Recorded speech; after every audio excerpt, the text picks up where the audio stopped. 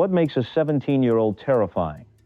Not power, not speed, not a serve that rattles the fence. In 1982, an unseeded Swedish teenager walked onto the clay at Roland Garros and no one paid attention.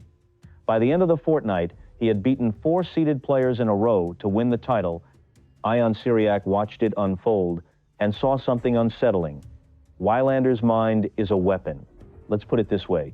This is an old kid. His name was Mats Wilander. And this is why legends feared him. To understand why Wilander was so difficult to face, you have to understand what he did to opponents not with brilliance, but with patience. He rarely aimed for the lines. His margin of safety was enormous. He almost never missed, and he kept hitting until the other man cracked. In the 1982 French Open final against Guillermo Vilas, a single rally lasted 90 strokes. The match itself stretched to nearly 5 hours. Vilas was one of the greatest clay court players of his generation, and afterward, he admitted that Wilander was physically stronger than he was. The teenager had outlasted the specialist at his own game. Vitas Gerulaitis, who lost to Wilander in the quarterfinals that fortnight, gave him a nickname that stuck, the ball wall from Sweden.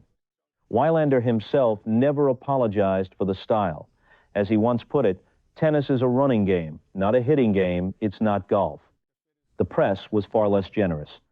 One report from the 1988 Australian Open described him as possibly the world's most conservative player, called his deliveries pedestrian, and concluded that opening round victory had been tedious and uninspiring.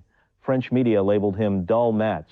Another headline read, horribly boring to watch, a terrible, uncharismatic tennis star. French commentator Patrice Dominguez coined perhaps the most memorable description, accountant's tennis. It was meant as an insult.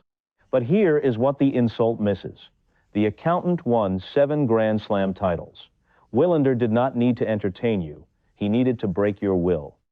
And rally by rally, shot by shot, that is exactly what he did.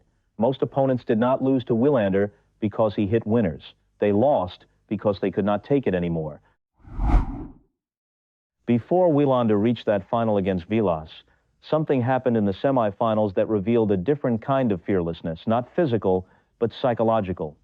He was playing Jose Luis Clerc, and the match had reached its deciding moment. Wilander was 1 point away from the final. Clerc hit a forehand that was called long. Match over. The umpire announced the result. But Wilander did not accept it. He had seen the ball differently. He believed the shot was good, and he asked for the point to be replayed on match point in a Grand Slam semifinal. At 17 years old, the umpire, Jacques Dorfman, had never witnessed anything like it. He later said, in all my experience, I have never known a gesture of sportsmanship like that on a match point. Wilander replayed the point and won it anyway. Then he went on to win the final 2 days later. Years afterward, Wilander admitted something that reframes the entire moment. He said he was confident he would win the replayed point. This was not a teenager making a naive, generous mistake. This was a competitor so sure of his own ability that he could afford to give away a free victory and still expect to come out on top. That is what made it more than sportsmanship. It was a statement. When you are that calm under pressure, when you trust your game that completely at 17, that is a kind of intimidation no forehand or serve can match. 1 month after winning the French Open, Wilander found himself on the other side of the world, inside the Checker Dome in St. Louis, Missouri, playing the deciding match of a Davis Cup quarterfinal against the United States. His opponent was John McEnroe, the #1 player in the world. McEnroe took the first 2 sets. At that point, most people assumed the match was over. Wilander was 17, playing on indoor carpet, a surface that favored McEnroe's attacking game in every way. But the teenager refused to go away. He broke McEnroe's serve and clawed his way back into the 3rd set. Then he held and held and held. The two men played 23 consecutive service games without a break before Wilander finally sealed the set, 17-15. No tiebreak, just relentless pressure until something gave. The match lasted 6 hours and 32 minutes at the time, the longest in tennis history. McEnroe eventually won the 5th set, 8-6, but what happened afterward tells you everything. McEnroe collapsed into the arms of his captain, Arthur Ashe. He later recalled, I remember at the end I fell into Arthur Ashe's arms. He also said, People went out for dinner, and when they came back, they couldn't believe the match was still going on. It was great drama. McEnroe did not play another match for a month. Wilander flew straight back to Sweden and won a tournament in Båstad the following week. When asked about the match years later, Wilander shrugged it off with typical understatement. "I think I thought about it for about 5 seconds. I never thought that I would have a chance to beat him. I was just 17, and it was great to just be a part of it." But he also admitted something more telling. He said that match proved he could compete with McEnroe on any surface, and it gave him the confidence to win 6 more Grand Slam titles. He called it an all-out positive experience. McEnroe needed a month to recover. Wilander needed 5 seconds to move on. What separated Wilander from other baseliners was that he never stayed the same. He studied the tour the way a chess player studies openings, and when he found a weakness in his own game, he borrowed the solution from someone else. The turning point came at the 1983 French Open final. Yannick Noah attacked Wilander's two-handed backhand with low, shallow balls, and it worked. Wilander had no answer. He lost the match, and he knew exactly why. His solution was to learn a one-handed slice backhand. He did not invent one from scratch. He copied the best version he knew, the one hit by Australian doubles specialist Peter McNamara. Then he put it to work.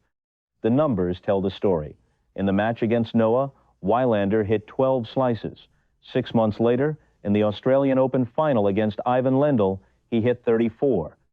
By the 1985 French Open final, which he won, he hit 57. And in the 1988 U.S. Open final, he struck 395 slice backhands and came to the net over 100 times. It was not just the backhand. When Stefan Edberg emerged with a devastating kick serve, Wilander copied that too and used it in a Grand Slam final. As one writer observed, he was the master craftsman. For 7 years in the 1980s, the rest of the tour was his toolbox.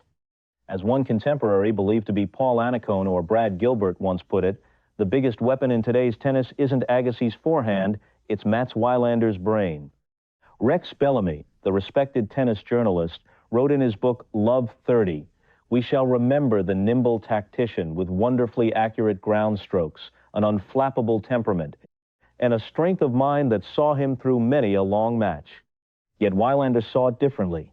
He once said, "I've always believed that I play more aggressively than a player like Edberg or McEnroe. I think they play a tennis of chance, win or lose. I think that's a negative attitude, which stems from the fact that you're not good enough from the baseline." If there was one rivalry that defined Wilander's career, it was his battle with Ivan Lendl. Over the course of their 22 meetings, Lendl held the overall advantage. But in Grand Slam finals, where everything mattered most, they met 5 times, more than any 2 players had at that point in history. Wilander won 3 of those 5. Years later, in a 2020 interview, Wilander put it bluntly, "Lendl had nightmares playing me." Yet Wilander never dismissed Lendl, quite the opposite. He said, "Ivan Lendl was the best player I ever played. He was the first guy to bring the game to more of a power level, and you could know that if he played really well, you could get blown off court. And that wouldn't happen against John McEnroe, Jimmy Connors, or even Bjorn Borg or Guillermo Vilas." 1988 was the year Wilander settled the argument. In January, he won the Australian Open in a grueling 5-set final against Pat Cash. At the French Open, he beat Henri Leconte in straight sets, missing only 2 first serves in the entire match. Then came the U.S. Open final against Lendl, a nearly 5-hour war that ended with Wilander taking the 5th set and ripping the #1 ranking away from Lendl after 157 consecutive weeks at the top. He had won 3 of the 4 Grand Slams in a single season, something no man had done since 1974. Reporters described his Australian Open run as steady baseline play combined with a cool head in times of pressure. But that description, accurate as it was, undersold what Wilander had actually done.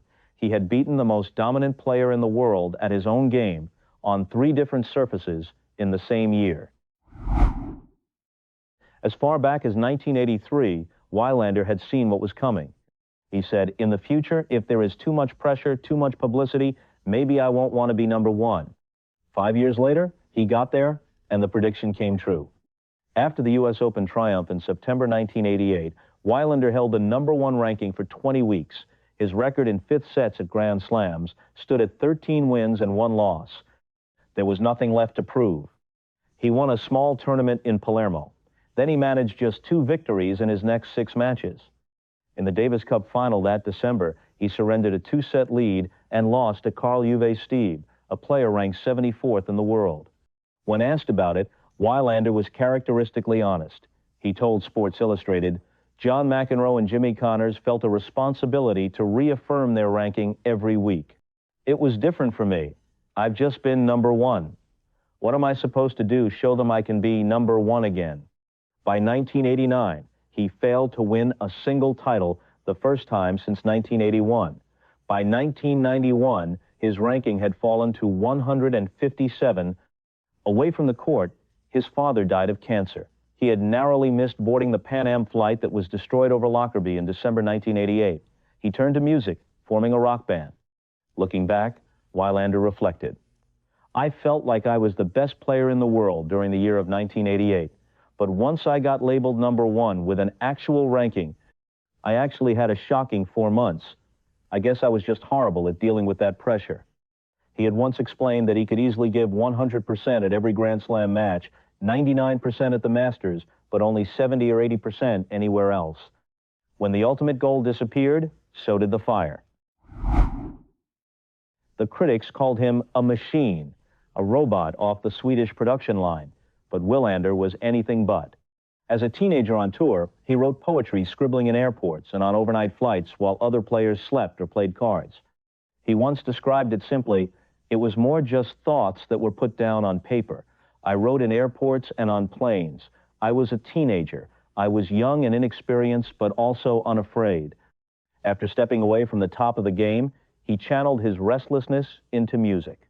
He formed a band with a friend, Christopher Selden, recorded an album called Ghost of Margaret, and toured his native Sweden. The lyrics hinted at the inner turbulence behind the stoic exterior lines, about feeling unable to stop screaming and a head aching with unbearable pressure. Rex Bellamy, one of the finest tennis writers of his era, painted a portrait that no statistic could capture. He described Wilander as a man who never quite reached 6 feet, whose face was lined, whose eyes looked tired, whose curly hair was always unruly, and whose shirts hung large and loose over his shorts. Bellamy wrote that Wilander carried the weary but indomitable air one associates with marathon runners. And he added, "The game is his job, not his life. Wilander just happens to be a sportsman in both senses." There was also this detail, which Wilander shared with evident amusement. "I can't swim. I mean, if it was life or death, I could swim, but basically I sink like a stone. While I was on the tennis courts as a kid, my friends were swimming in the lakes." Wilander will always be underestimated.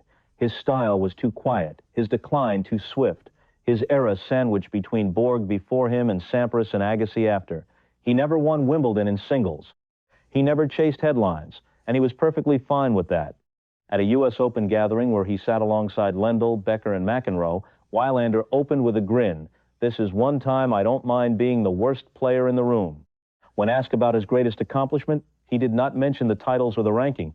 He said, "I actually think my greatest accomplishment is in the future. I still like to put myself into situations where I'm challenged, but I do know when to stop. Really, though, all of my accomplishments are not important compared to the fact that I have a wonderful wife and 4 great kids." And when asked about the temperament that carried him through so many battles, he offered a line that was pure Wilander. "Everyone has a temper, but in Sweden, no one throws a racket or screams. We show more manners and common sense. This is a game, not war." His profile on the ATP Tour website carries a title that says everything, "Mats Wilander, every ball comes back." That is why he was terrifying. Not the power, not the speed. Just the certainty that whatever you sent across the net was coming back, again and again and again.